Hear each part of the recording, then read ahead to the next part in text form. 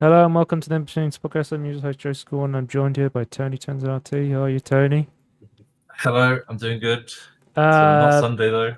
this week we are going to be talking about the lackluster Nintendo Direct that was on. It was a partner showcase. I'm going to be talking a lot about Donkey Kong probably because I've played I think like 30 to 35 hours of Donkey Kong now. I've completed Okay, the I've wow. completed the game and Right. I've collected like 500 600 bananas and I'm definitely going to be 100% completing this. This is Super Mario Odyssey team at their Wait, best. how many I bananas are there? honestly don't know. There's a lot Oh, more than okay. I've got, Okay. so I'm thinking like thousands of Okay. bananas. Oh no. The whole thing with like Odyssey was there was like thousands of moons. There was like when you did like Mario 64 or like Mario Galaxy, it would be Yeah. like there would be a couple of stars per level, but with like Odyssey, they were like no, there's like 100 per world sort of thing. Right, Um, right. anything else interesting we got Just coming up?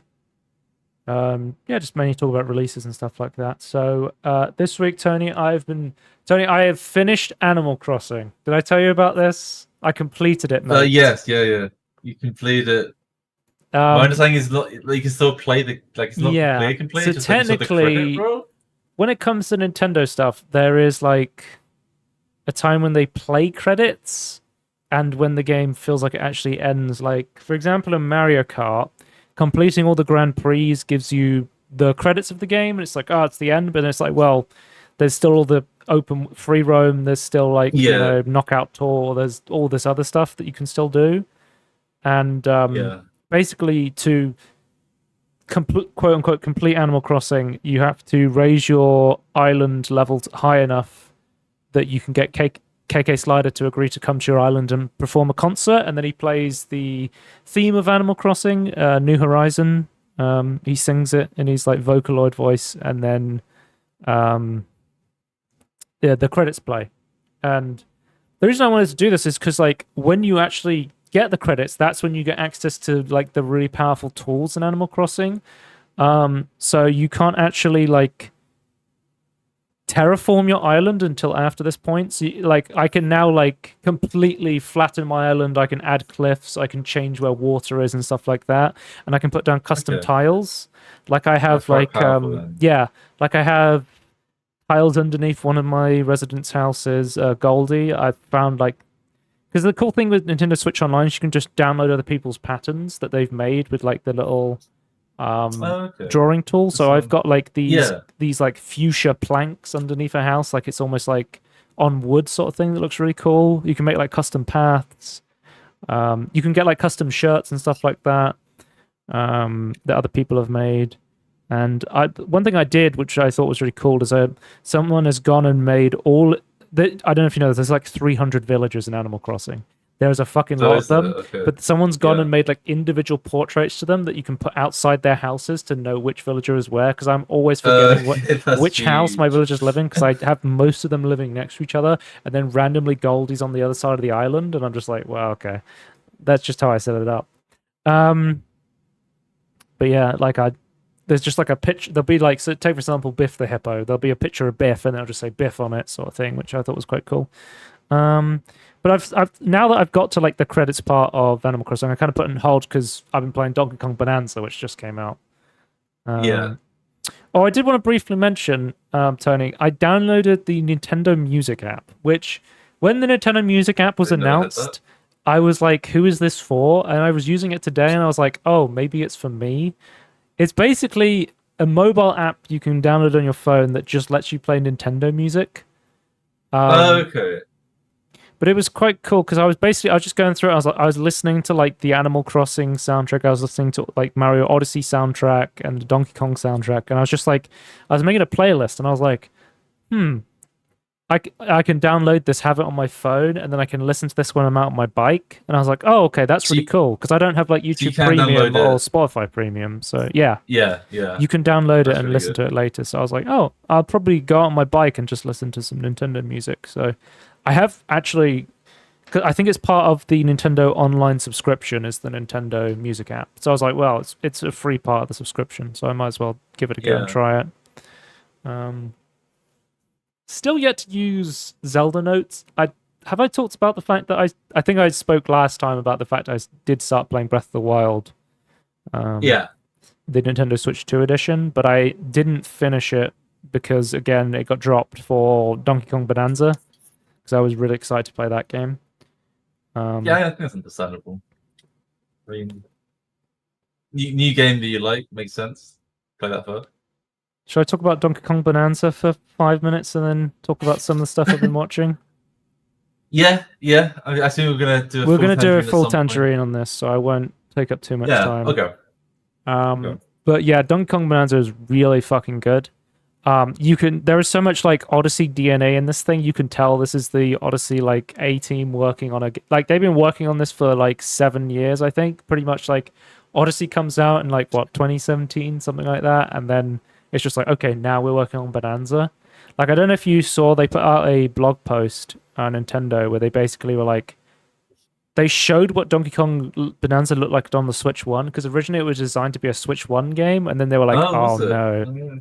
Yeah, they have like a direct comparison between like what it would have looked like on Switch 1 and what it looks like on Switch 2, and it's just like completely barren compared to like the Switch 2 edition. Oh wow. Okay. And I think it would have been like, I can imagine that makes sense. I would have been surprised if they hit like 30 FPS on the fucking Switch 1 Yeah. edition of Donkey Kong Bonanza, because this game is crazy. Like the entire time playing it, more CPU. I was like, oh, I must be near the end, and then I'm like, oh wait, no, there's more. And then I'm like, oh no, wait, there's more. And I was like, okay, now I'm near the end. No, there's more. It just keeps going and go. I was like, constantly like, man, they really cooked with this one. Like, I'm constantly impressed by how much more content there is every time. I'm like, okay, surely I'm getting towards the end. It's like, nope, Diddy Kong racing time. And I'm like, oh, okay. And then it's like, oh no, this has got real boss energy vibes. And it's like, nope, you're now in a French fry factory. And I'm like, okay, I guess I'm in a fast food factory now. And it's just like, oh, yeah, there's a lot of cool stuff. I think story-wise, sort of, I mean, story's never been the biggest strength for like Nintendo games. No. Ever, but I mean, every time Pauline was speaking, I was like, it feels like I'm watching a Disney film almost. It was because it's very like stylized graphics and then very like family friendly, clean cut stuff. Because I've heard some complaints about people being like, I wish Pauline would talk less, sort of thing, while you're conging around. You want DK to talk more, right? Yeah, just go ooh ooh ooh. But yeah, music's great, by the way. Some really cool tracks, especially just like the lighter tracks, like the challenge mode stuff. Like, I usually find that with Nintendo games, you'll have like these big bombastic tracks for like the big levels, and then like the real bangers will be in like the challenge level stuff for like Donkey Kong Bonanza or like Kirby Forgotten Land or Mario Odyssey, stuff like that, right? Makes sense. You need to be pumped for the challenges, surely. Yeah. What I find really cool, Tony, is like Donkey Kong doesn't control like Mario in a monkey suit. The way they've done movement in this game is so fucking good and so like faithful to the cat. Like, you move like a gorilla, but in like like Gorilla Tag. Like, for example, I shouldn't pull up I do have Donkey Kong Bonanza ready to go here. Oh, I shouldn't pull this up because I'll just. I think it's about it. But like, just a quick demonstration. Yeah. So like, for example, where Mario can like double jump and stuff, Donkey Kong will physically pick up a chunk off the ground and do what's called a chunk jump, where you'll jump and then throw the chunk down, and throwing the chunk down's momentum will give you another jump. So you have to pick it up first, get ready for it. Like, you have like the signature roll jump from like the Donkey Kong Country games, but then you can do like a roll in the air, so you could like roll jump into a roll. It even has like a spin jump that you can do. Oh, there's also terrain surfing. You can pick up a chunk and then like surf on it, which is pretty cool. Okay, that's cool. And then you can like chunk jump off. You can grab it, you can throw it, you can chunk jump off your surf into a roll. And I'm just like, oh yeah, this is Odyssey level movement. Like they thought about everything and they've comboed it together. And there's like a big skill tree of all of your different abilities and how they work. Okay. I'm guessing you don't care about spoilers for Donkey Kong Bonanza, particularly. Well, the stories. Sort of Well, there level is something spoilers. that happens at the end of Donkey Kong Bonanza. I was like, wait, what the fuck? I was not expecting this sort of thing. Right. But what are you saying? I don't care personally. I don't know if there's people watching this kid. You can put a spoiler timestamp now if you want. I guess. But basically, Tony, the whole story of the game is you're going towards this great Banandium route, right? And you're trying to grant a wish because I think Pauline wants to wish to go back home to because she's the if you don't because a lot of people I speak to about this game are like, who is Pauline? Because a lot of my friends don't play the New Line Mario games. Pauline is the mayor of New Donk City from Mario Odyssey, and if you go even further back, she's technically in the original Donkey Kong game, where you play as Mario jumping up over the barrels. She's the woman at the top of the game, right? At the top of the girders, I guess you would call them. Yeah, scaffolding girders. I don't know. It's a very because a lot of people are just like, oh, that's Peach, but I think technically it's Pauline. So, but yeah, Donkey Kong is with her because he wants bananas. That's what he wishes for. Obviously. Literally, the game starts with him in a mining hat, and he's like, I'm just here so I can get bananas, basically. And that's kind of his motivation throughout the entire game. But basically, you come together with Pauline, and she enables your Banandiums, which is like the ability to turn into these different creatures. So, like, you can become Zebra, and you can sprint really fast. Or there's Kong Bananza, where you can smash. There's the Ostrich Bonanza, which lets you, like, fly and glide. And you can drop egg bombs. Snake Bonanza, which is my least favorite Bonanza, basically gives you like double jumps. But I'm not a big fan of how slow it is. And then Elephant Bonanza, maybe one of my favorite Bonanzas because it's essentially Power Wash Simulator inside Donkey Kong Bonanza. Huge. Where you can like suck up entire levels as the Elephant Bonanza, which is absolutely great. And you can just drum beat to change. But to wrap this up, Tony, as I will keep playing Donkey Kong Bonanza for the next 50 hours. It's time to stop. The thing I was alluding to. You go to get this Banandium route, and you get there, and you're fighting, because there's Poppy Kong and Grumpy Kong, who are the new, I think they're called Void Co., which is basically like the evil corporation of this game, who's trying to mine all the Banandium and steal all the bananas, right? But you basically defeat the main bad guy, who's like this little, I can't remember what he's called, but he's like this little gremlin banana guy. And then as you're about to grab the Banandium root, you go to pull it out, and it's this like golden shell, and you pull it out, and it's a belly, and it's the belly of King K. Rool. What? Yeah, do you know King K. Rool from the original Donkey Kong games? I know. I've heard. I don't actually know much about it. I just know the name. Yeah, so I think most people these days would be familiar with him from Smash Brothers because he's now in Smash Brothers. But he's basically he was in the original Donkey Kong Country games, and he has what's called the Cruel Squad, where he has a bunch of like alligators that go with him. But I was just like, whoa, that's like a fucking deep cut they're doing now, like bringing because like King Cruel hasn't been in the game since like the Donkey Kong Country original. Like he's not in Donkey Kong Country Returns, and to the best of my knowledge, I don't think he's in Tropical Freeze either. They kind of were like, oh, he's one of the sillier characters. Let's maybe get rid of him. Whereas they kept people like Funky, Cranky, and like Diddy. But yeah, King Cruel. You have to fight King Cruel. Or King K. Rool. I keep on saying King Cruel because it's the name of a musical artist. Oh, is it? Don't know about that one either. Yeah. But yeah, you fight King K. Rool, and then you get to fight King K. Rool again inside. He basically corrupts New Donk City from Mario Odyssey, and you have to fight him again in like his ultimate corrupted form as well there at the end of the game. So that was something I really wasn't expecting with the game, which I think was really cool at the end. Surprise boss. Yeah, that's pretty. It's pretty cool. We're gonna have to do a change. full tangerine on. Well, I'm glad we didn't spoil it though. Bananza. We didn't want to ruin the big surprise. I honestly, Tony, I had no idea going in. Like, I hadn't seen anything about it.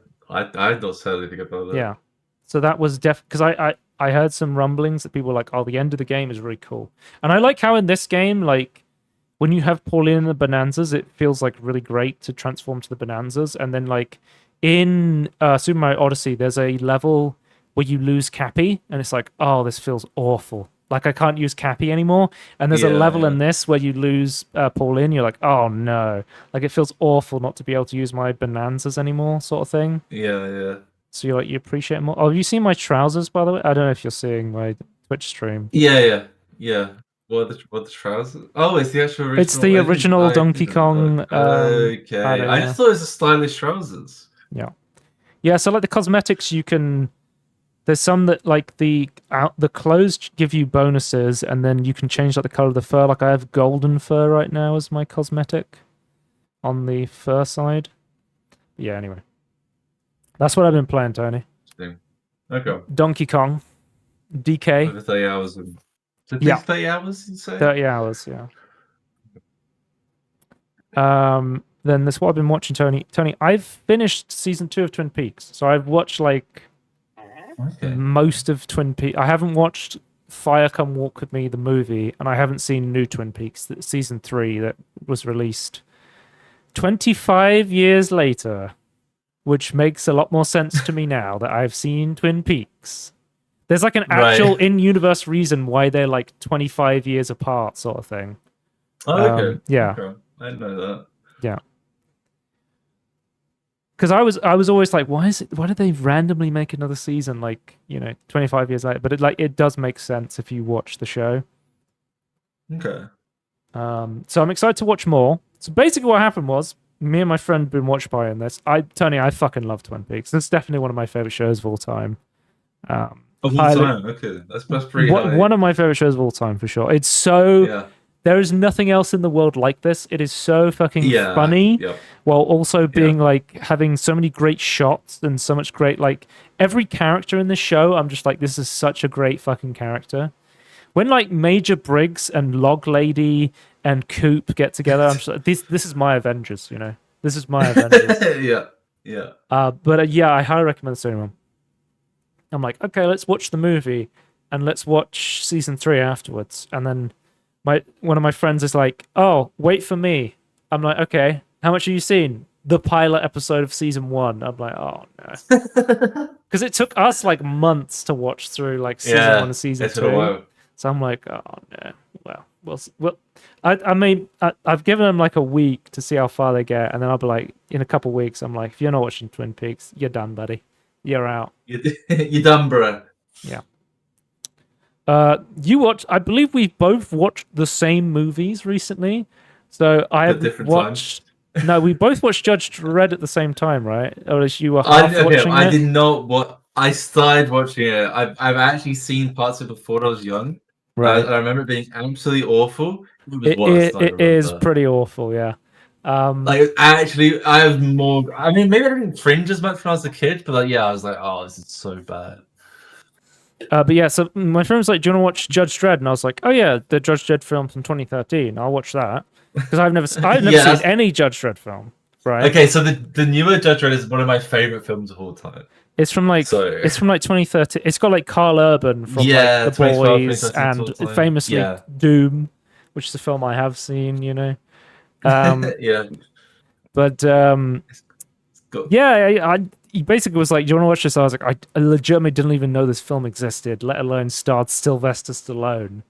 I can't believe it came out in the 90s. Yeah, but the entire time it's just Sylvester Stallone going, I am the law, and it's just going around like shooting people. But yeah, there was some funny moments, but it's like I would admit like there's way better B movies, and it's just pretty awful overall, I would say. It feels like a bad 80s film, but like a I don't know, like a copy paste or I don't know. I can't explain it. I didn't watch it all. I was very annoyed with it. It's nah. Well, the whole time I kept looking at Sylvester Stallone because he's wearing blue contacts, and I was like, why the That fuck is is he wearing weird. blue contacts? And it turns out like the actor who plays his like brother is like and the guy who's like their dad or they're related to him or something, he had blue eyes. So they make Sylvester Stallone and his brother wear these blue contacts the entire film, and it was so distracting to me because I was like, why are they wearing blue contacts this entire time? They not just have different eyes. Just get different eyes. Yeah, it's a good Well, solution. no, but we're just like, I don't know. I just feel like you can, like, even like in the same family, you can get quite different eyes. So, like, maybe uncommon, but who cares? But yeah, I'm hoping we'll watch Judge Dredd 2013 because that's one I would The like good to one. see. Yeah, the full collection. The But one with the the one with the we also slow-mo watched separately RoboCop. Yeah. Which is a film I've been wanting to watch for a long time. And also, Tony, speaking of Twin Peaks, I think there is... So this is Albert, I believe, from Twin Peaks is in the film. Okay. Josie from Twin Peaks is in the film. Really? And Okay. Leonard from Twin Peaks is also in this film. Okay. So there's a lot of Twin crazy. Peaks characters. Yeah, I had no idea. So this is telling my second time seeing this film. It's been a long while since I've seen it. But yeah, I wasn't. Oh man, so we watched it. Okay, when I watched it, it was really late. I don't know what the hell happened. It was like, what's his name? normally, like you're on Discord, and they're like, "Oh, what, are you going to bed soon?" Like, "Oh, are you going to bed now?" I was like, "No, I want to watch RoboCop." I was like, "Okay." Yeah, I don't understand what happened. It was weird. I'd mentioned that I wanted to watch RoboCop for the longest time, but I have to go to bed at 12 o'clock. Reasonable or something, time. Otherwise, I'll fall asleep. Yeah. But no, it was late even for like our standards. So yeah, you guys watched this, and then I watched it again with another one of our friends who I was watching Twin Peaks with, because he was like, "Yeah, there's a bunch of Twin Peaks characters in this. This film's great. This film's really fun. This film is so violent, by the way. I did not know how violent RoboCop was going to be. Oh yeah, it's very. I wasn't gonna. Okay, actually, I should also mention this. I wasn't gonna watch it because like, I want to watch it by myself. But then I was like, I heard their reactions to like the start of the film. I was like, oh yeah, I forgot how brutal it is from the start. It just starts with like the fucking Walker robot coming in. It's like, we're gonna replace all the cops with this, and then it just shoots the shit out of one of the police officer guys, and it's like, oh god, okay, we need to get something else. Really visceral. Like it. Yeah, it makes use of its 18+ rating. I'll say that. I can't remember what the name of this guy is in the film, but he's Albert in Twin Peaks is exactly like Albert is in Twin Peaks. He's just an absolute dick to everyone. So I was like, yeah, this is great casting, you know. They said his name. I just cannot remember what it is. I don't know, Bob or something. Name other than Murphy. So well, I was just calling them by like their Twin Peaks names, or like there's Red from That 70s Show is one of the villains as well. If you've seen that show. I just find that it's such a cheesy film that you can name characters by their. Oh, that's something I forgot to mention. I had no idea in Judge Dredd. Fucking Rob Schneider is in Judge Dredd, and I was like, "Oh, you're in for a bad time when Rob Schneider is in a film because they've just brought out that new fucking Happy Gilmore film, haven't they? The Happy Gilmore 2. Well, I know nothing from Happy Gilmore, so but yeah, I've heard enough about it. But like Rob Schneider is pretty much in every single Adam Sandler film. Right. He's one of those. Yeah.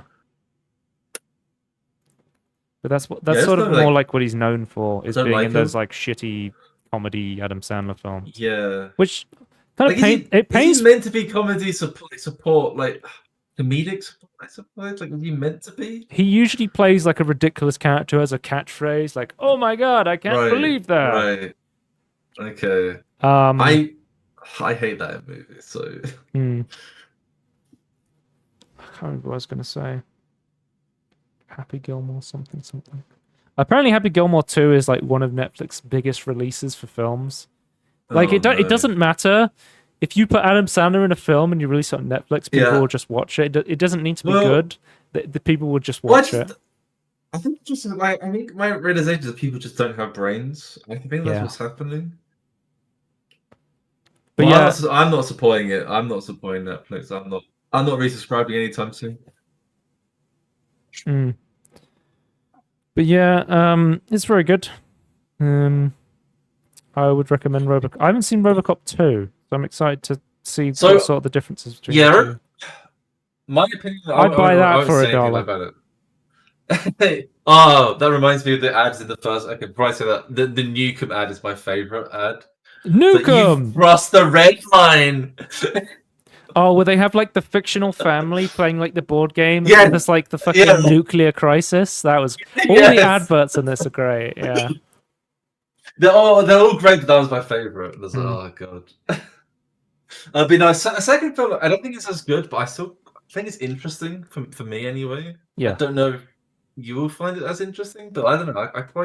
I think I like it. I still Might- watch it again. I didn't watch it. RoboCop kind of reminds me of the original Predator, where I'm like, it's Yes, such a great like action film where it's just like action, action, action, action, action, action. Yeah, But yeah. I feel like that they spent so little time with the characters.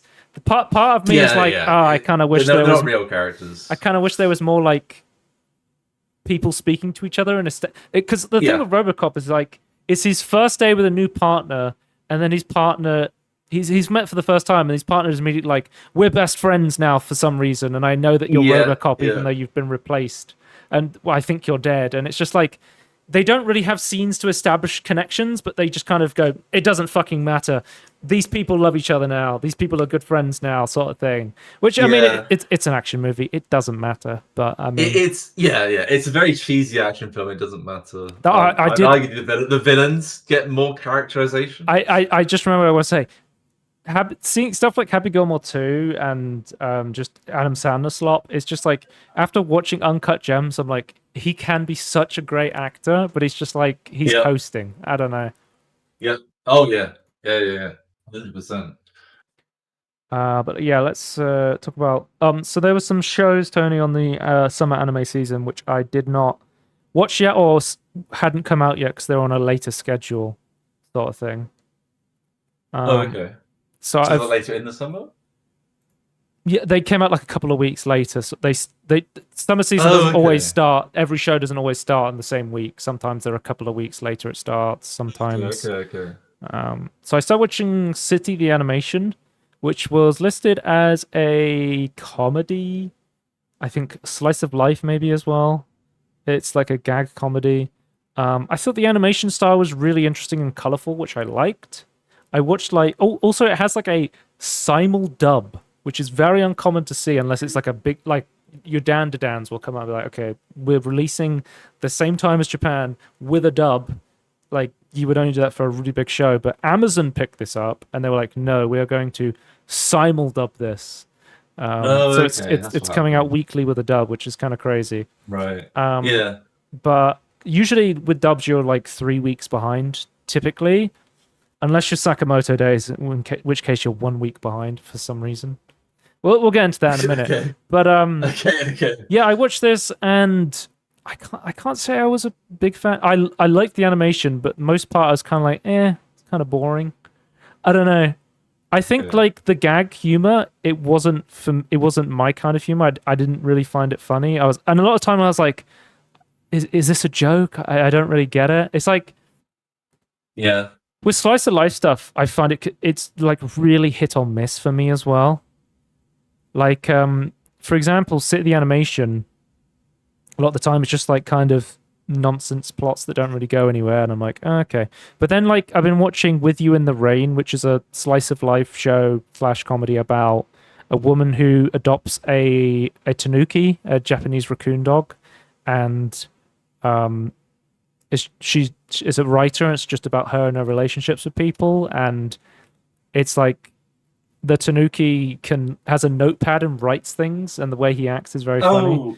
This is what we talked about last time. Yeah, right? We talked about this last time. I think I only watched one episode. Yeah. But I've been watching this and I'm like, I love this show. I think it's great. But it's just like, with slice of life stuff, sometimes it can be like, it's boring, nothing's happening. And then it can be a show like, oh, there's nothing happening. I'm really enjoying this still, though. Or like another slice of life show I was watching is See You Tomorrow at the Food Court still. I'm really enjoying that still. Oh, yeah. So, Okay. Yeah. Yeah, I think it just depends. Like, yeah, it's stuff that you like happening. Like, you don't need like a necessary. Well, I guess it depends on the show, but yeah, it depends on. But yeah, I watched 3 episodes. It's nice that I you watched have one one. episode and I was like, do I keep going? And then I watched 3 episodes because I was like, it's dubbed. It's pretty easy to put on. And then after 3 episodes, I decided to drop it. So I've started watching a new show and I've stopped watching a new. But that's the beautiful thing about watching seasonal anime is you don't have to watch anything because there is like 500 other shows you can be watching if you want to. So Yeah, it just makes my schedule a lot less busy. Sakamoto Days more time for Donkey Kong. Sakamoto Days Part 2 came out, which I said was watching Sakamoto Days way back. So this is like summer last year, I think it was that this came out, the season 1. And I was like, it's basically like a comedy action show. It's the one, I don't know if I've described it to you. It's basically like a retired hitman who basically got married and had a kid, and he works at a convenience store, and his wife says he's not allowed to murder anyone anymore, but assassins keep trying to murder him, so he has to take them out.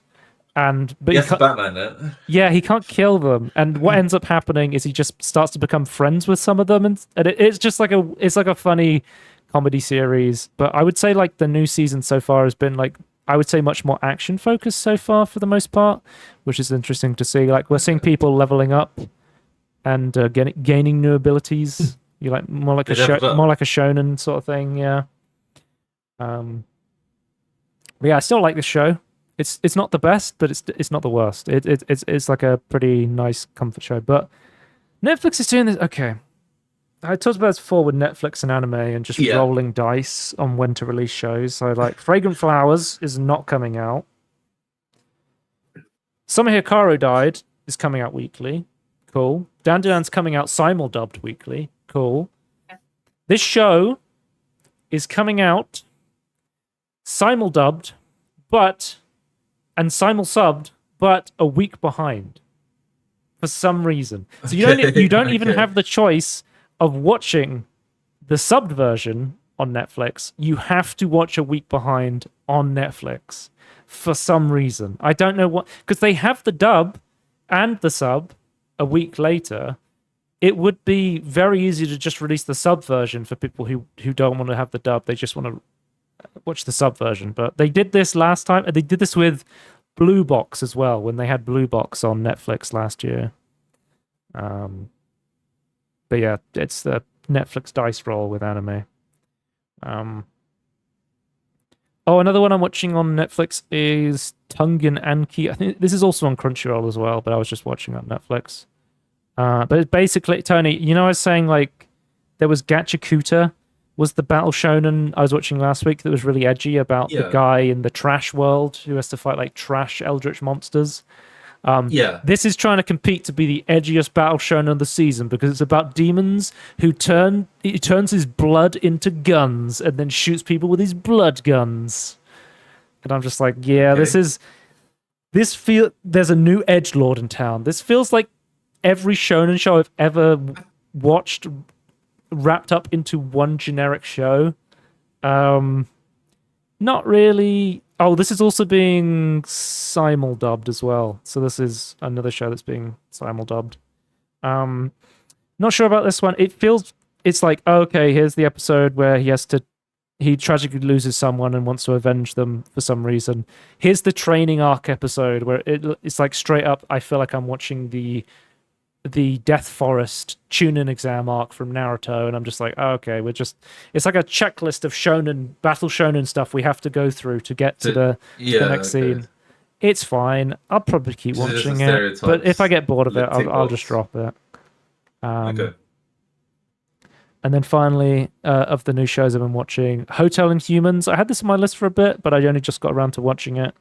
I've watched 4 episodes. It's basically like an anime version of the Continental from John Wick. You know, the John Wick hotel thing. Have you seen John Wick? Oh, sure. Yeah, I've only seen the first one, but yeah. It's basically like the lives of the people who, you know, look after like assassins at like a hotel sort of thing. Yeah. It's fine. I mean, I'm a bit confused about the structure because episode 1 starts with like this assassin who gets told that he'll be able to go and see his sister if he keeps being an assassin for 18 years, and then he can go and talk to her, and then there's a new owner who takes over the assassin company, and he tries to betray him and kill him, so he goes to the hotel, and then they help him find like his sister and reunite with them. And then the next episode, it's like, oh, and here's a completely different assassin. And I'm like, okay, it's like an episodic thing where every episode is about a different assassin and how they interact with them.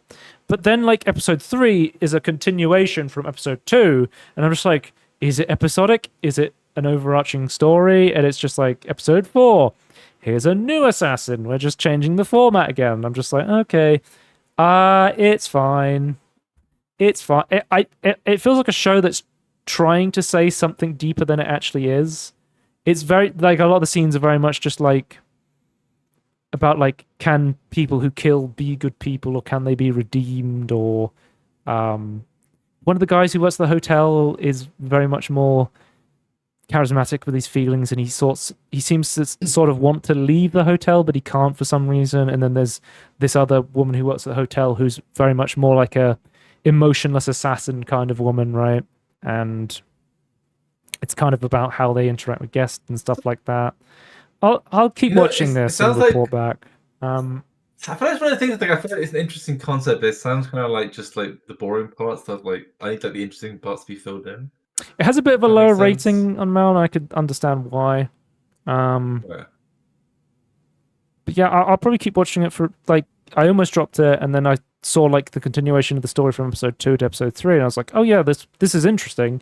And then we're back to episodic stuff again. So is it going to be like an overarching story of how like the concierge's relationship changes? I don't know, but I'll keep watching it for now because it's not annoying me, and it's not, you know, terrible. So I'll keep watching it. What was I going to say? Oh, I like the OP for this. I think With You in the Rain might be my favorite OP of the season, but I did want to point out, because I was adding a bunch of music to my YouTube music of stuff that I've been listening to. So like the new Witch Watch OP is good. I still prefer Yasabi, but it's fine. Like the new Dan to Dan OP is great, but I still prefer Creepy Nuts from the season 1. So I put Imase, Mr. Moonlight, which is the OP of this. But I was watching Clevertez, which is the fantasy show I was talking about last time. And the ED at the end of the show, I was like, man, the ED at the end of this show is really good. I really like this music. Let me go look up what this song is. Tony, it's fucking Ellie Goulding. I was like, what the fuck? The ED for this random anime I'm watching is Ellie Goulding specifically made a song for the ending of this anime. And I'm like, oh, this song is great. Like, what the hell? Okay, interesting. It's like, it just shows you like how like anime is becoming more mainstream. Like mainstream artists are like specifically making songs for like OPs needed. Because like I talked about this last week. Like the April Showers May Bring Flowers. Like the OP for that is like a K-pop band. Like I'm so used to just hearing like random Japanese music, and now I'm hearing like K-pop bands and like Western artists, right? Inside just OPs, yeah, it's crazy. Yeah, but yeah. I've dropped some shows, Tony. I've dropped Necronomicon and the Cosmic Horror Show. I did go back and watch it without the AI generated subtitles, and I got to 2.5 episodes in, and I said, this shit is not for me. So halfway through episode 3, like, no. I got halfway through episode 3, and I was like, nah, dog, I don't want to watch this. Yeah, but I don't know if the changing of the subtitles would help. Solo Camping for 2. I was watching this. I watched the first 2 episodes, and I was like, I don't like this show. And then I was like, I'll read the episode discussion for episode 3 and see if there's like any stuff in there that sounds interesting to get me back. And then somebody was like, man, I can't wait for 26 more episodes of this. And I was like, haha, they're joking. And then I looked it up, and it was like, nope, Solo Camping for 2 is listed for 26 episodes. And I said, I'm not watching 26 episodes of this shit. I'm dropping this show. I dropped Bad Girl because I don't know, I didn't like it. Which one was that one? That was the one where it's about the girl who's like a model student, and she wants to get the attention of the student council president woman. Yeah. So she starts being a bad girl, but in like a way that a good girl would think was bad, sort of thing. I was like, yeah. It's a lot of like Yuri fan service stuff. It's not for me. It's not well. Okay. And then, of course, I mentioned I picked up and dropped City the Animation. So, yeah, that's the anime I'm watching this week. And there shouldn't be too much more to talk about until the end of the season in terms of anime, unless I catch up on Panty and Stocking and I start watching new Panty and Stocking, which I haven't yet because every time I'm about to catch up, there's more stuff coming out. But it's Thursday, which means there's new Dan out, which I'm very excited for. Oh, Dan Thursday. Dan is the only show that comes out for me on Thursday since I dropped solo camping, and I'm like, yeah, Thursday is just the best day of the week. You know, that's how fucking good Dan is. That I'm just like, it's Dan day. Like I have like on Saturday, I have like The Summer Hikaru Died, The Fragrant Flower, My Dress Up Darling, and With You in the Rain, and I'm like, damn, I'm glad it's Thursday, sort of thing. Like I fucking love those shows and they come on Saturday. But yeah, I think Dan's probably my favorite returning show of the season, or just show of the season in general. Summer feels very strong, especially compared to like a slightly weaker spring season. But yeah, should we talk about some trailers? Have you seen the Fallout Bakersfield trailer that has been going around? No, I've not. I didn't open this up on a new tab. Let me pull this over. It's essentially a Doom WOD in GZ Doom, but in the style of like old Fallout 1, Fallout 2 graphics. Oh, okay. It looks really fucking good. I love the aesthetic of this. I think it's being done by because there's no release date for this yet, which I'm a bit like, okay, when are we actually going to be able to play this? Because I've seen stuff about this like briefly before, but they came out with this big trailer sort of thing. But it also looks like I'm not 100% sure of the gameplay as well, because it's obviously Doom, but it seems like it's almost like RPG immersive simmy as well. It's very much more like slow paced sort of thing. So like actually like based on like actually like some mechanics from the actual games maybe. I can't tell if they're just like walking slowly and sort of role playing it for the trailer, but I think we'd have to wait and see more about this. But the thing that worries me is they announce this and then they're like, and no more information, like no release date, no being like, okay, it's not like there's a demo coming. We're done by dropping it soon. Yeah. But it looks fucking awesome. I would love to play this. You know me. I love Fallout shit and I love GZ Doom mods, so this is like, perfect for me. I love real Fallout stuff. I've now decided that there's two versions of Fallout. Fallout, you liked like the what's his name, Tim Kaine stuff. I don't actually know the specific. I just like I feel like there's only 3 games in the Fallout franchise. That's my opinion. Now I've been like going back and like watching like people that do like retrospectives on like the franchise. I mean, even like New Vegas has been that long for a retrospective, right? Well, it seems like you can talk to characters in this, which is pretty cool to see. I'm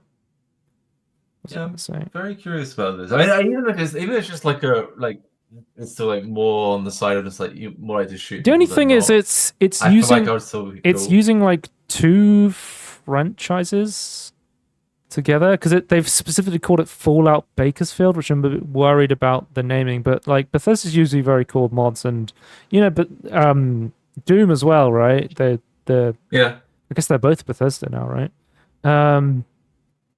So I have to see, because like they basically make it very apparent, like because they're using Fallout asset stuff. They're like, okay, it's not a commercial product. We're not accepting any money for this in terms of like the actual purchasing of the game. But then they're like, but if you would like to support us, we have like you can send cryptocurrency or like Boosty, which I think is like the Russian Patreon sort of thing, I think. The one that anyone can use at this point. Right. But yeah, it looks pretty cool. I'll be excited to play it when it exists as the thing. I want to see more for it. It looks interesting. Like it looks great. Like if we're just gonna review the content, I think it looks great. Oh, and we've got an announcement of the next hero coming to Marvel Rivals, Tony. It's Blade as a duelist. What? I do like in Oh, the where's Morbius? yeah, well, Morbius will have to come to defeat Blade. Oh, it's coming October the 31st. I Well, understand. because one of I the new understand. maps they brought out was there's this thing where you have to either defend a vampire squirrel, in order What? to end all vampires by What? using it to destroy all vampire DNA, or you have to stop them from destroying all vampire DNA. Don't ask me about the law. But yeah, it looks pretty cool. It looks kind of like he's initially reminded me of That's like great. Magic, where you go in with your sword, but you also Mm. have like your gun and stuff like that. So it's interesting how they mix that up, and you have like the slashing ultimate ability stuff he does. Also, I don't know if you've listened to the Oh, got trailer, but Gene. if you listen to the trailer, he plays like the nightclub music from like the Blade films, which I was like, oh, that's pretty fucking cool that they added that. Oh, nice. Yeah. But yeah, That that is a looks pretty classic, cool. isn't it? Right, let's move on to cancellations. Rockstar Games Social Club has been shut down, Tony, and I'm like, yes, finally, No. fuck this piece of shit. I hate this thing. Every time I go onto GTA 5 online, I have to go through this stupid Rockstar Games Social Club, and everybody hates it, and I'm glad it's gone. And I'm like, yes, that means we don't have to use the Rockstar launcher anymore. And I'm like, wait, no, it doesn't. They're not shutting down the Rockstar launcher. That still exists. So yeah, you're still gonna So have get to rid of use. half of the bad stuff? Yeah, you're still gonna have to use the Rockstar launcher. It lives for Yeah. now, but hopefully it'll go the way of the Bethesda launcher, and they'll just offer Steam keys No, for people who have games on there. I'm already. Yeah. I'm just always considered like, oh, we've shut this thing down, which just means you can't access it. Mm. That's was like my big concern. Yeah,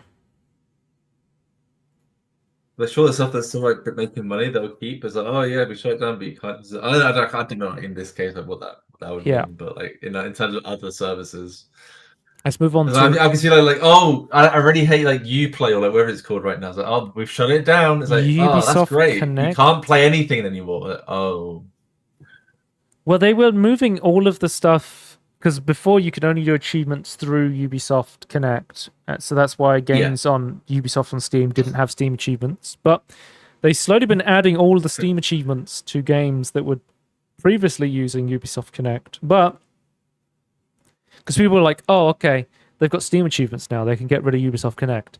But the way they do Steam achievements is you log into Ubisoft Connect, and then checks your Ubisoft Connect achievements, and then it like syncs those up with your Steam achievements. yeah. It's just that Yeah. there's no way you could do it. Just check it the same way, like take the same code and go. Well, we'll just check the same things. But yeah, let's go on to releases. Donkey Kong Bonanza came out on the 17th of July, so it's been out for 2 weeks now.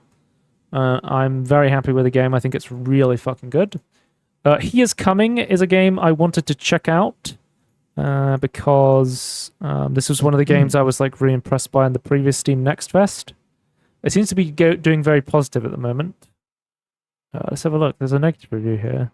Negative progression kills the game. In normal, well-designed games, the more you play, the stronger you get. But in this game, like in many other disappointing roguelikes, the more you play, the weaker you get. Not because the game gets harder, no, because the pool of items and options gets diluted more and more until you reach a point where winning is no longer a matter of choices but luck.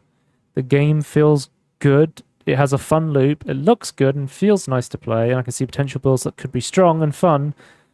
There's a good game hiding in there, but it won't show up until the decks fix that problem. So people are complaining about RNG and a diluted item pool, but saying that overall that the gameplay and the loop itself is very fun. Okay. Interesting. Descenders Next came out, which is the brand new game from one of my favorite indie games, Descenders, which is a biking game. And in this one, you race on surfboards and is it like dirt bikes, I believe? That's a weird mix. Yeah, it's like dirt boards, snowboards. I'm not sure if I would like this. I really like the bike mechanics, but whenever I'm in games with like snowboards or skateboards, I'm not a big fan of the way they control. Right. Yeah. Um, I quite like the boarding stuff when I have played them. So look, big fan of the original Descenders game, which is the main reason I bought this game in its current state. I would not recommend the game for a few reasons. Firstly, I really feel like this game should have launched with a better multiplayer mode. The open choice of nodes to ride is awesome, but it really takes away from the fun if you can have in the multiplayer. Working together to overcome the campaign in its original was a lot of fun, but now everyone rides in their own spot in their own tempo. Again, it's a cool deviation from the original, but it was the sole mode of play really takes away from the multiplayer experience. Secondly, the game feels too punishing at high speeds. In the original Descenders, this would have been fine, and I rep Team Kinetic for your information. But this game, you're constantly at high speeds. Jump placements are often too often in spots that directly kill me. Constantly to skid to safely do all your tricks is no fun at all. So they're saying like, if you're coming down fast enough to a jump, you'll basically jump off and then you'll be going so fast you'll get so much air that landing will kill you constantly. So you're constantly having to slow down to not basically die from a jump, right? Okay. So it seems like it's mostly positive. I mean, but, yeah. I think I have to feel it. Like I think it depends like how it feels to do. I mean, it launched into early access, so we'll have to wait to see if they change some of this stuff later down the line, right? I guess worth knowing is like if the idea is we just don't like because the opposite would be like it's like you just hit intense speed and you can always land it. So well, is that also fun? I don't know. I think you have to be careful with that. Then we have Wheel World. It is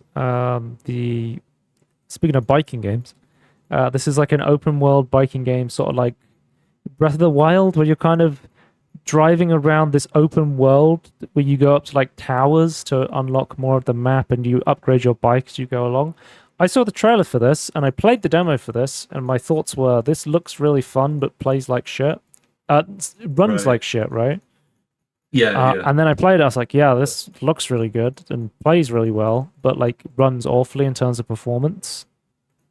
I was like struggling to get like 60 in like the lowest settings, and I was like, bro, what is going on?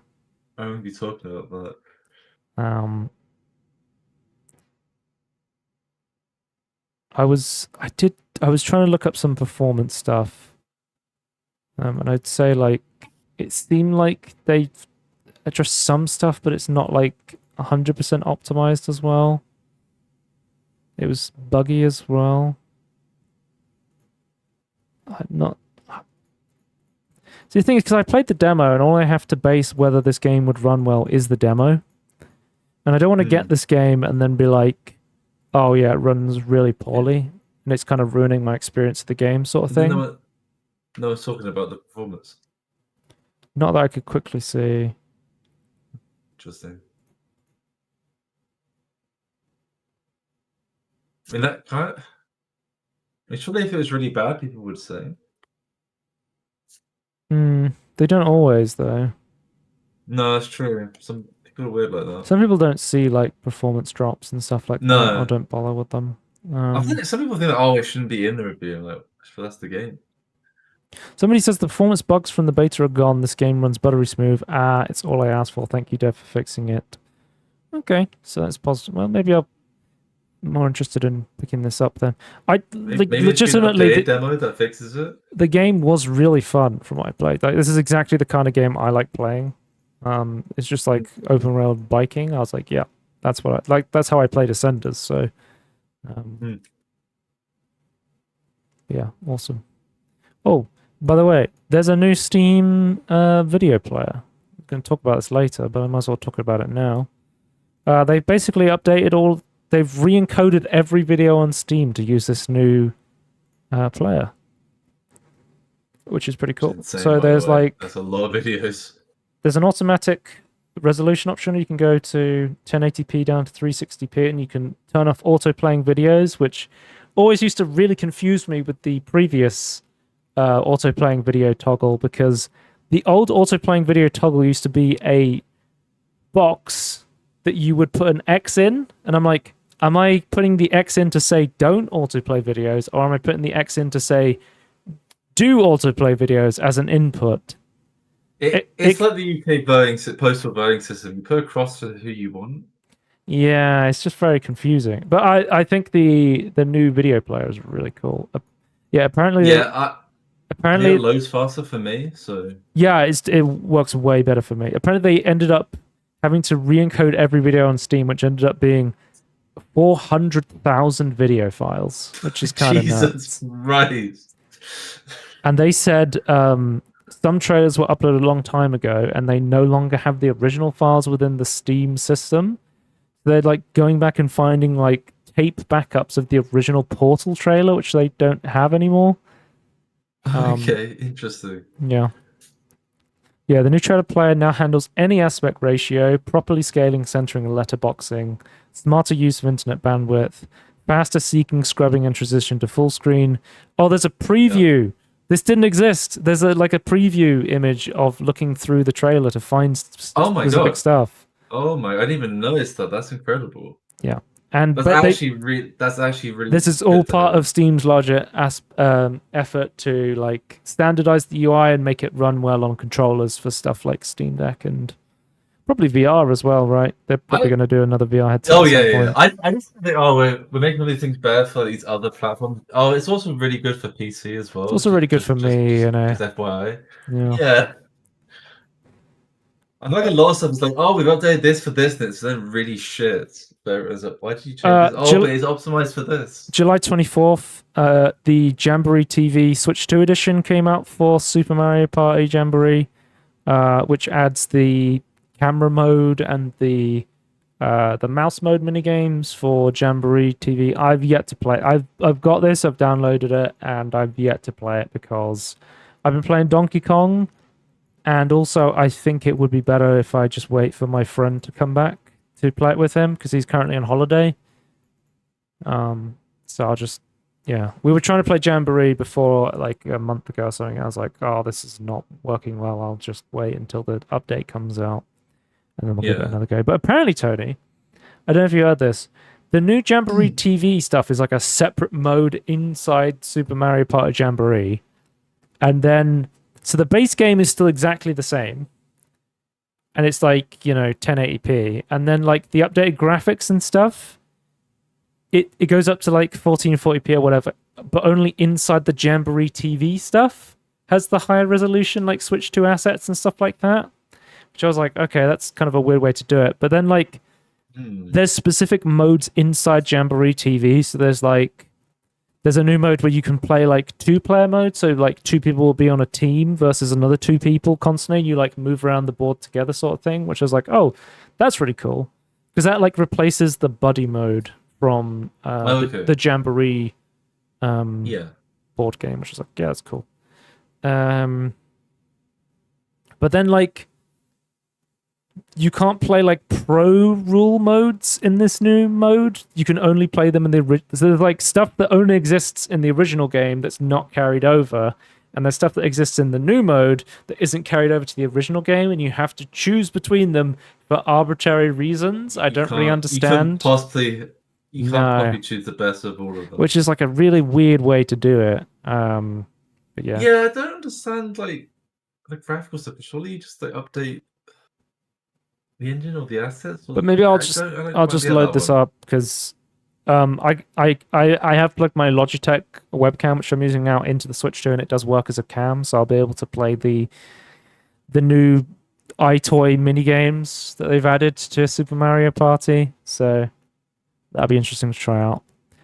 Killing Floor 3 came out of nowhere. I swear to God, they like delayed this game, and I was like, oh, this game's not coming out for a long time. And then they were just like, JK, it's coming out now. And it's got very mixed reviews, so... Wait, what's the percentage? Like, is it high mix or low mix? 55% mixed. Okay, middling. Very middle. I'm one of the 0.8% players who've hit level 30 as time of writing. I have experienced Killing Floor 1 and 2. There is no server browser. The official server's crashed 5 times. There's no game length customization. Multiplayer only uses official matchmaking servers. Matchmaking is frozen. Your customized starting loadout doesn't take effect if you join a game in progress. The weapons feel weak. Weapon per crafting upgrade involves a lot of grinding. Personally, don't like what they've done with the settings or the art direction. There's no cool factor. There is no chainsaw, claymore, axe, and machete. The berserker perk is gone. It feels like they've kind of rushed it out the door by the sounds like it's missing some features the previous games had. Because it's not an early access, Tony. This is a full release, apparently. This is full release, okay. Well, I was gonna say, like, as a sequel, my question is like, what if you're not so some of the games like, oh, you need like wait for the DLC or updates to come out. And then it's like, okay, fine. What distinguishes it from the previous version? Like, what is this? What is meant to be? I don't know. I really liked Killing Floor 1, playing that with friends, and then Killing Floor 2 came out, and I barely played it, and I was like, yeah, it's kind of feels like the same game with better graphics, like for the most. Although I kind of preferred Killing Floor 1, I would say. So it's like Killing Floor 3, I'm just kind of like, I don't know.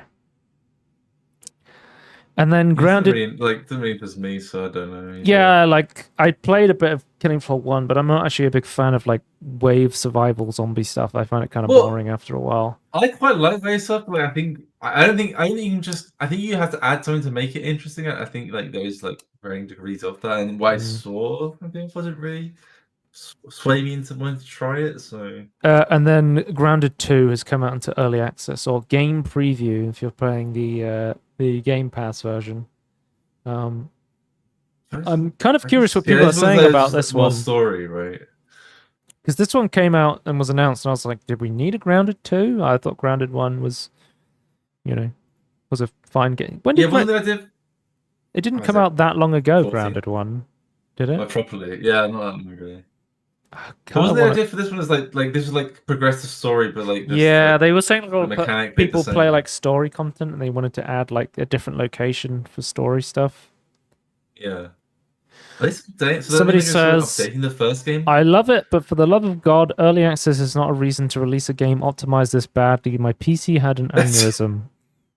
Please fix the performance. So it seems like people are enjoying it. It's less than 60 FPS with 4K with a 4090. You can't even manipulate individual graphic settings. Yeah. Well, I mean, that's too early. It could be a CPU heavy game, and you haven't told us what your CPU is, but well, I showed you settings and stuff, but yeah, for sure. I'm gonna be honest, like I don't know, like I still expect there to be ways to make the CPU. Yeah, I don't know. Unless you're like really, really low CPU, I'd expect it to work. Is what my opinion would be. Yeah, it's people saying like it shows promise, but it lacks the polish of its predecessor, and it's a bit like performance is not good. Okay, it's an early access release, right? I feel like a lot of the time with early access stuff, it's just like, especially if it's an early access sequel, it's just like usually it has less features than the first game, and then it's usually less optimized than the first game because the first game has had so much time to get better, sort of thing, right? Again, they need to distinguish themselves on what's different. I guess the story is different, the location is different, so that's its whole, I suppose. But yeah, let's move on to quick news. Tony, I've been waiting for this for a long time. Gary's Mod July 2025 update. The biggest user-facing change in this update brings most of Counter-Strike Source and Half-Life 2 episodic content to Gary's Mod by default with gracious permission from Valve. Now, if you're not a long-time Gary's Mod player like me, you will not understand the absolute momentous change that this is to the game. For the longest time, every single Gary's Mod server has used content from Counter-Strike Source and Day of Defeat and fucking Half-Life 2 episodes and stuff like that. And if you didn't own these games I've never played and have them installed, you would see purple and black textures and error messages. And for the longest time, I would play Gary's Mod with my friends, and I would be trying to get them to Gary's Mod. And I was like, okay, you need to buy Gary's Mod. And they're like, right, cool, I got Gary's Mod. And I'm like, you have to buy Counter-Strike Source. And they're like, why do I have to buy Counter-Strike Source? And I'm like, just trust me, if you don't buy Counter-Strike Source, you're going to have a fucking bad time in Gary's Mod. Yeah. I like how it got to a point where when Gary Newman is making his new game, Sandbox, a lot of people were trying to like import Half-Life Alyx assets because they're like really high resolution assets that they can use to make stuff on top of. And Gary Newman was like, do not import Half-Life Alyx assets. I do not want another Counter-Strike Source situation where somebody has to own Half-Life Alyx to play Sandbox. Please own original shit that we can ship with the game, sort of thing. I think for me, I think it was Day of Defeat. 'Cause I'd never heard of this game. Like, oh, you need this to play these maps. Yeah, to play on like the So, World War II what Dark is this RP game? server, you had to own Day of Defeat and have it installed because they just used all the Day of Defeat props and assets from that game. Because it was like whenever I play Gary's mod, I have like 6 or 7 different Valve games installed just so I can mount their assets to Gary's mod. Because so much of Gary's mod is built on other games and their assets. Then I'm quickly. It's hard to make. So then we have Microsoft concedes that the Outer Worlds 2 resale price was too high. Too damn high. Yes. So initially, that meme. So did I say worlds? I mean, worlds, not wilds. If I said yeah. Okay. This is the correct one. I'm pretty sure. Worlds.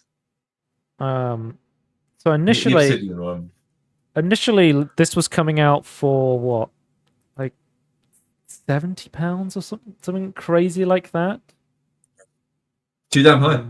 Yeah, but they've now changed it to be £60 because I initially when they announced Outer Worlds 2 was coming out, I was like, this game looks cool, but it's not worth that much money. This is insane, sort of thing. Yeah, I don't think many games are worth that much money, in my opinion. So I think it would have to be even if it's incredible. Well, it's like Greasy Randy Pitchford was trying to release Borderlands 4. He was alluding it was going to be more expensive, and he was like, true fans would find a way to buy it. And then I think they've backtracked on their like $70 price tag as well. Can I just say, in the Western world at the moment, it's the wrong time to increase the prices. I don't know if you've heard the cost of living. Well, the reason people are increasing the prices is because Nintendo is doing it, and everyone is assuming that Rockstar will with GTA 6. So that is like but GTA 6 will be worth it. Yeah, as long as there's no critical problems. Assuming what we know, assuming it's like GTA 5, it'll be worth it, right? That will be the content in it will be worth it. It's but that's not all games. But yeah, if you've already pre-ordered the Outer Worlds at its $80 price point, there will be refunds for the amount that you paid. So let's go into Steam news. We talked about the player upgrade, which I hated the original Steam player. I even used a mod, an add-on in the web browser to replace it with a different one. So this, it's so good that it now just works now. It even works well on iPhones now. You love to hear that. iPhone owners rise up. I don't have an iPhone. I listened to the device. I did not get an iPhone. Right, but yeah, the just using it now, it's so much better. Thank God that they changed this. Yeah. And they've also redesigned the store menu now in beta. So when you search for things, there will be the ability to have stuff be recommended to you underneath what you search. So this stuff's popular now. They've combined. Similar to what you we think this is similar to what you search. Do you want to see this? Yeah. So they'll show popular searches before you type something to say, "Hey, you might be looking for this." Okay. I don't care. There will be recently viewed, so an easy way to jump back to games you previously looked at. That's great. There will be at the bottom top genres that you're interested in. So it'd be like, hey, are you looking for immersive sims? Are you looking for Steam Deck games? That sort of stuff. And there's also an advanced search link. So for those who want to refine their game search even further, we made it easier than ever to access the advanced search page with a variety of filters. Okay, my question is though, I kind of need the opposite advanced search. I need I have this. I want to search for something, but can you be really broad? Just I don't quite know what I'm looking for is. That's what I want. Well, what I've been doing basically is whenever there's a Steam sale, I go to SteamDB and use their filters to search for stuff, right? But if this stuff genuinely improves, I could see myself going back to just using Steam sort of thing, right? But yeah, again, it's another great change that is not going to break the bank, but it's awesome to see that they're unifying they're changing the UI as well. So, they combined the left column and the blue bar together, so it's just one. It's not thing. It's not wild change the UI to make it unified, so all your icons are fucking white and outlined to match the industry and annoys everyone. It's oh no, we want to unified this UI that's always been slightly wrong, and we're going to improve the usability as well. Yeah. Let's talk about the Nintendo Direct that happened today. It was a partner show. They announced it, and I was like, yes, Nintendo Direct. I'm going to hear about Switch 2 games that are coming out. And it's like a partner Direct. We're only talking about third-party stuff. And I'm like, oh, okay. Right. I really wanted to hear more about like Kirby Racing and some other stuff, like a new Animal Crossing game or something. But hang on, wait, before I forget, I need to press this button. Ooh, there it is. Oh. That's what I'm talking about. Baby, that's what I've been waiting for. That's what I'm waiting for. Yeah, very important button. Well, end of the welcome month. back, Tanzidate. Before we talk about the Direct, they did do a brand new trailer for Mario Paint, and it's like 4 minutes long. Like, normally they release like a new game on the emulators for like the NES or the GameCube or whatever, and they're just like, here's a 1 minute trailer, non-narrated, of this game. It's out now. But they actually cooked on this trailer where they have like really funny narration. It's like, this is so un-Nintendo of what they normally do with this stuff. But Tony, you can now play Mario Paint with mouse controls on the Switch. Oh, that's huge. So you can use the mouse mode of the Switch 2, or you can like physically plug a mouse into your Switch and just use a mouse to play Mario Paint. I just feel like it's been done for ages, but I just feel like we could have had mouse stuffing consoles for the longest time. Yeah, that's great. That's great. Yeah, I've downloaded the SNES emulator. I kind of want to try this out because it looks pretty fun, and it's just like it's included as part of the Nintendo Switch Online stuff. So there's no point not to give it a go, sort of thing. Yeah, 100%. Yeah, that's awesome. But yeah, let's talk about the third-party Direct. The first game I want to talk about. There's going to be a brand new Pac-Man World repack. So I played the first Pac-Man World game that got a HD remaster, and I thought, yeah, it was pretty decent.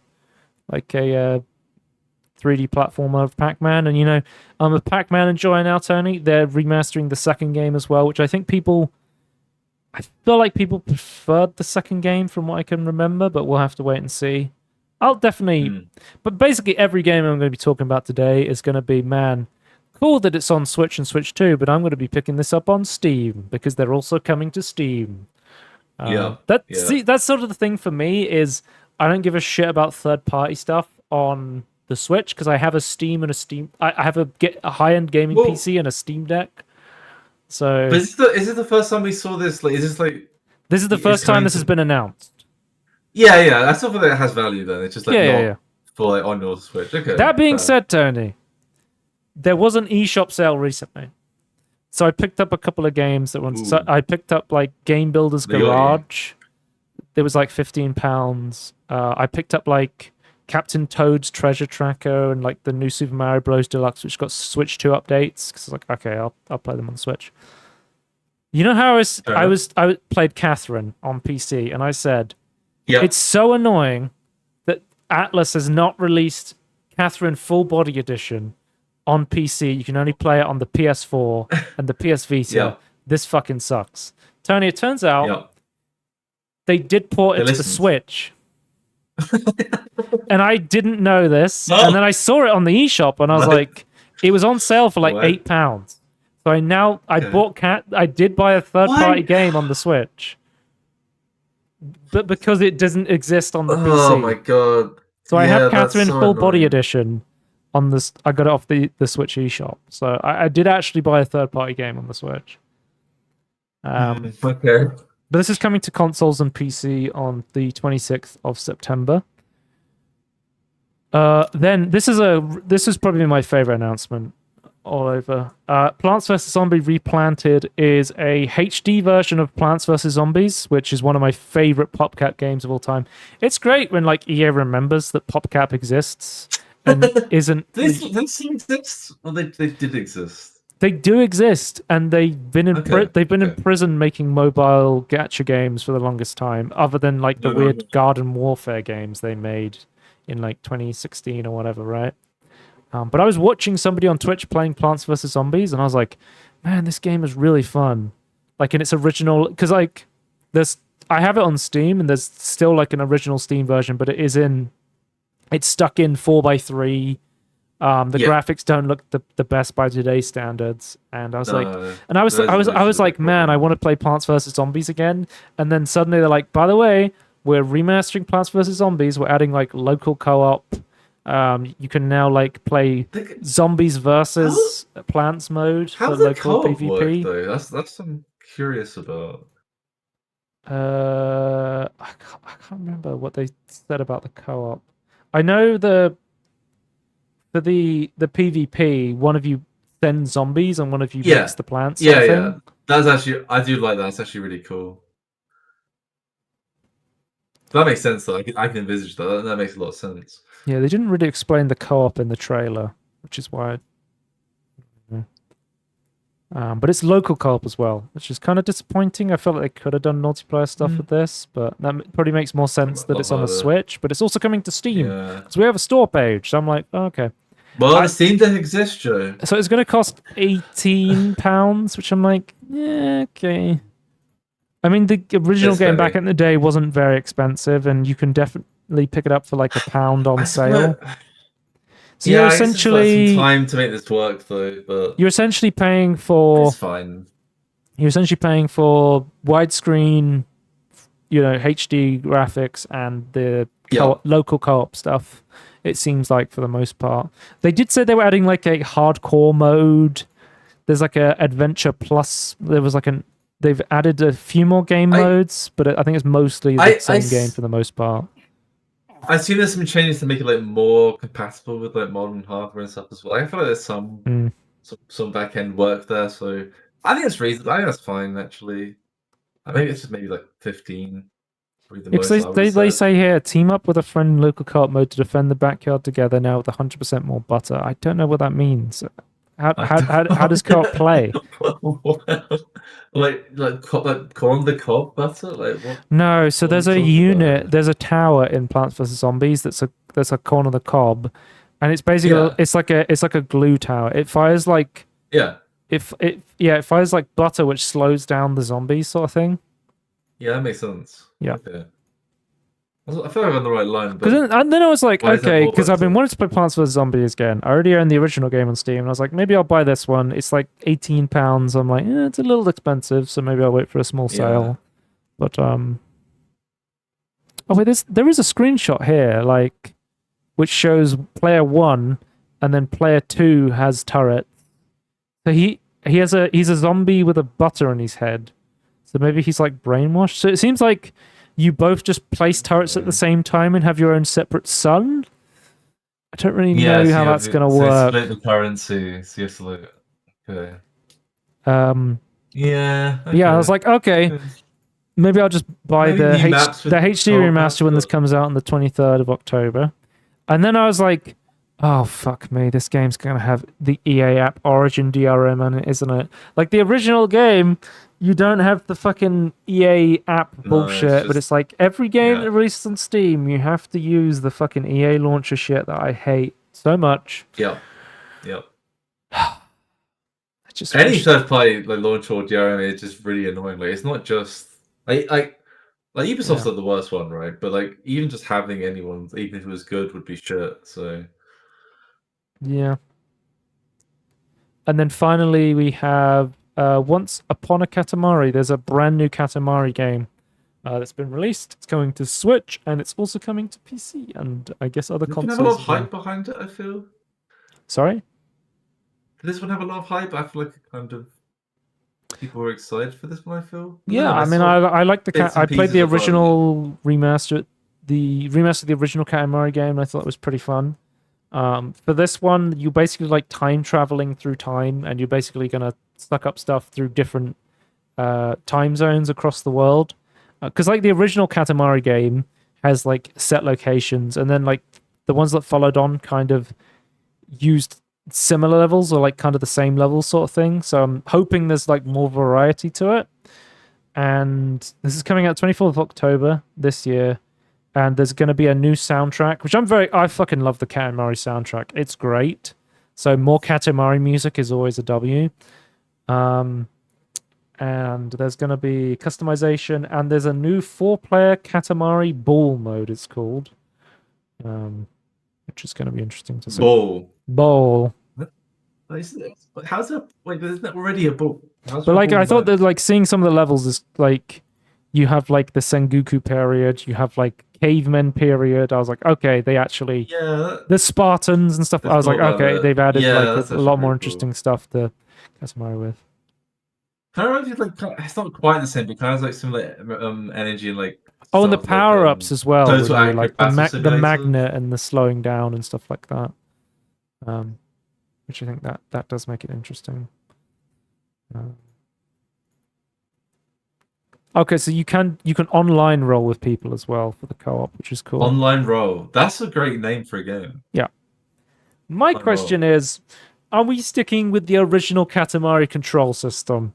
That's my big question. Hopefully, yes. I hate the original control scheme. Of I hopefully no. Like, I feel like I don't agree when people say like the Resident Evil tag controls makes the horror games. Like, no, if you play Resident Evil 4, I disagree. We'll have to wait and see. I'm assuming they're probably just gonna update.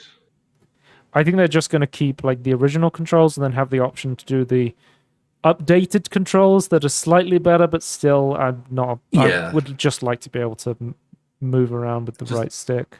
But 100%. Make it harder in different ways, or make it more interesting. So Tony, there was a new trailer for Hyrule Warriors with no real info. It's coming winter this year at some point. And apparently the story is canon, which apparently I guess Age of Calamity wasn't canon, but this one is canon.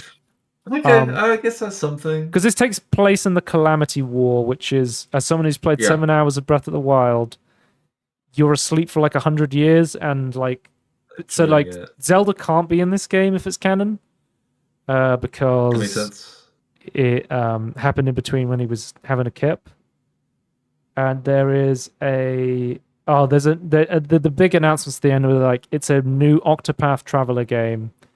And there's a new game from the Octopath Traveler guys, which I just don't know anything about. It's not really my neck of the woods sort of thing. But yeah, I never looked into. I think it technically is my neck of the woods, but I never looked into it. So. But yeah, that is I think that's everything in Direct. Kind of a weak Nintendo Direct partner showcase. I mean, it was a partner showcase, which I was kind of disappointed with. But even then, like, I was speaking to my friend about it, and I was like, yeah, it was pretty weak, sort of thing, right? Yeah, I guess not everything can be great, right? Yeah, middling to okay to good, maybe. Check us out, youtube.com/@everythinginbetween podcast, twitch.tv/scorn if you want to watch live, and shows.cast.com/everything-in-between podcast, and we'll see you next time. Goodbye. Bye.